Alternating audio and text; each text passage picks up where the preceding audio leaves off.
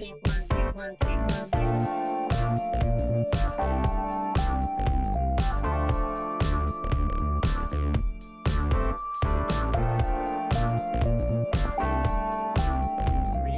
my dear friends. This is Daisuke, and I very much hope that this video finds you well and in very good spirits wherever you are in the world. And today, if you don't mind, I would very much like to continue on with the 31 days of gangster films and police films from the year 1970 to the present day. And it is my hope that this can afford us, you and me, with the opportunity to be able to talk about as many films as possible in the context of these really exciting and entertaining genres of cinema, those being the police film genre and the gangster film genre, respectively. Now, for purposes of today, and specifically this video, I'd like to talk about this film in the context, or the film that I've chosen, in the context of the police film genre, although I admit that this film could also quite reasonably and quite fairly be discussed in the context of the gangster film genre as well. And that is due to the fact that we have a number of characters, including our main character, who can be said to be part of the law enforcement mechanisms of the various story modules that we see depicted in the film, on the one hand, but we also have a vast array, and interestingly and quite memorably rendered, I must say, too, a vast array of characters that could also be said to be on the other side of that coin, or the other side of that line, namely characters that belong to the criminal classes, the underworld, organized crime, gangsters, dueling mob groups, rival factions, etc., etc. So it could be a gangster film, it could be a police film. Let us today talk about it in the context of the police film because of the fact that we have our main character, in fact the namesake of the film, part of the law enforcement mechanism.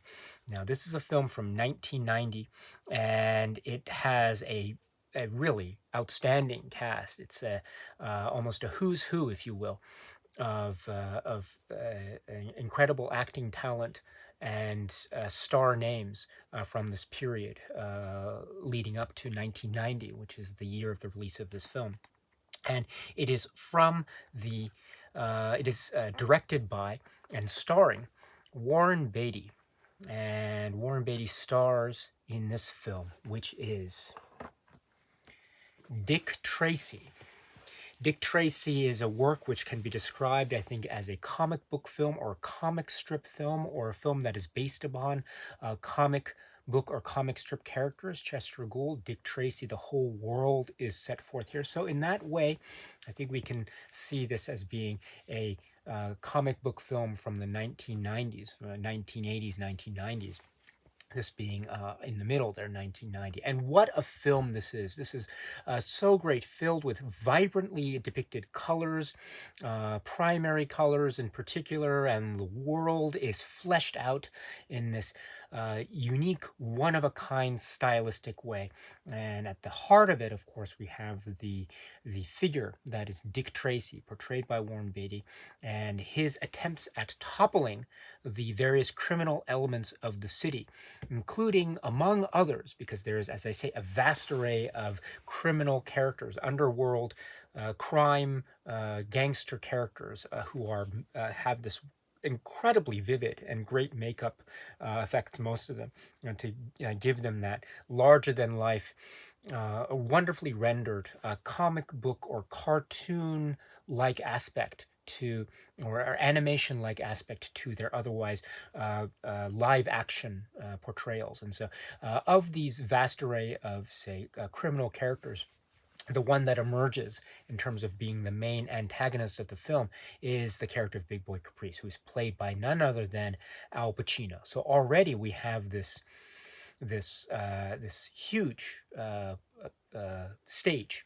And we have the Dick Tracy character, Warren Beatty's character, and then Al Pacino. On top of that, we have a vast array of characters portrayed by a wonderful set of actors and performers. So we have Madonna, a number of characters who might be said to be a primary, secondary, or even cameos. But in one of the great aspects of this film is the appearance of all these named character actors, and they're playing these larger than life roles in this unique and stylized way. So you are in for a real treat. It's kind of a who's who, as I mentioned, a who's who of great performers of this age. And so part of the fun, as I say, is catching and spotting who these various performers and actors are while you're watching the film. So, but we have our main set of characters again: Madonna and Al Pacino and Warren Beatty and others, Glenn Heatley and others, and they are part of this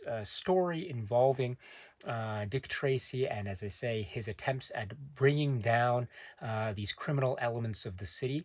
And while he is doing that, he's also trying to balance his own personal life with the character of Tess, and also the introduction of the character of the kid, and trying to balance those aspects of his personal life that bring out the human side of his persona, while at the same time trying to battle and do go head to head in a battle of wits, and also physical confrontational scenes between himself on the one side and the criminal element on the other side. And then we also have the, I think, very uniquely placed, uniquely positioned figure of Breathless, who is the Madonna character, and how she is positioned in a way to perhaps be, on the one hand, on the side of the Al Pacino gangster elements, but at the same time, seemingly having a soft spot for Dick Tracy, and that leads to a lot of romantic tension and the like, which adds further furtherance to the drama going forward. So there is a lot here in terms of what we can discuss, or what can be set forth in terms of the gangster element and the police element of the film. Incidentally, with regard to the police element, Dick Tracy is in his element, as it were, in his prime, in terms of the gadgets that are part of his overall apparel, the look, the trench coat, the yellow colored apparel. That is part of his fashion, and that is part of his overall look and style. The action scenes that are involved with his overall process, his own sense of investigation and trying to confront certain aspects of the criminal element, the ways in which he and his investigating crew and companions are trying to use their investigating means at their disposal to try to bring down these criminal elements. So there are a number of interesting elements that can be said to be part of the police procedural process, again, in this world of this comic strip come to life in the form of Dick Tracy, the movie. So in that way, I think we can discuss this film in the police film aspect, as well as, I say, of the gangster film aspect. Now, that's one of the great things about this film, too, is the cast of characters, the rogues gallery, in a manner of speaking, and they are rendered with such cinematic relish. The makeup effects are amazing. As I say, they are like cartoon characters come to life, down to the very shapes and sizes, and the exaggerations that are involved with the physical attributes of each of these characters. I mean, it's a sight. It's a real sight, and that's one of the key features of this. Not just the fact that we have a who's who of acting prowess to the max in terms of the actors that one can spot as one is watching the film, but also who they're playing and the characters that they're playing, and the brilliant over the top nature of how they are rendered. And that goes to the idea or aspect of how this film is a comic book or comic strip come to life. That makes it very unique and very stylized. It also makes it like it. I mean, there are many ways. There are many great examples of what is known now as the comic book genre film, which is a very exciting genre in and of itself. And there are many examples of this from this time, even before, up to the current times, of course, in what could be said as a type of a really great golden age of the comic book cinema, especially now during this time, 2022.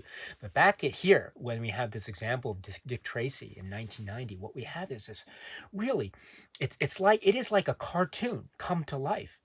all the way down to the what might be called the cartoon dynamics or the cartoon physics, the cartoon rules of physics, the way that, say, certain physicalities of building structures are exaggerated in a way that one might be used to in a 50s or 60s cartoon, or the idea of the decor or look having in the background this very, I think, wonderfully and purposefully applied sense of animation or illustrated art come to life.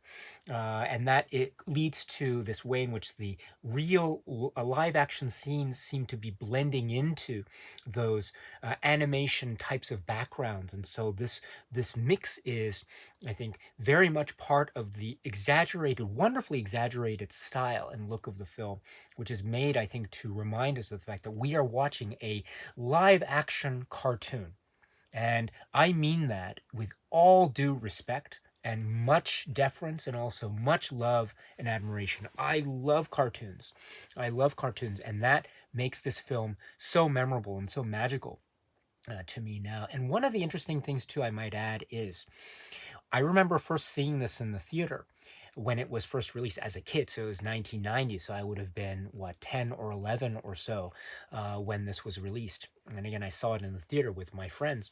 And I remember being, at the end of the film, feeling quite perplexed by it. I was confused by it. I wasn't necessarily ready for it, in a manner of speaking. But as I grew older, I began to appreciate it more and more, and I began to like it more and more as I grew older. So it's an interesting thing. It's an interesting phenomenon, at least from my perspective and my own personal approach at this. It means that it's a film that is a cartoon or comic book or comic strip film come to life, but it's one where I personally have grown to love it as I'm getting older. So I really find that dynamic really fascinating, and I think that's partly to do with the well. I think it's due to a number of things. First is I respond very positively more and more to the look. It has that sort of Art Deco type of look to it in terms of the stylized structures of the objects and the art and the daily and the day-to-day effects and the things that really look to have this very early 20th century artistic styling to it, which I personally respond to in a positive way. So that's one thing.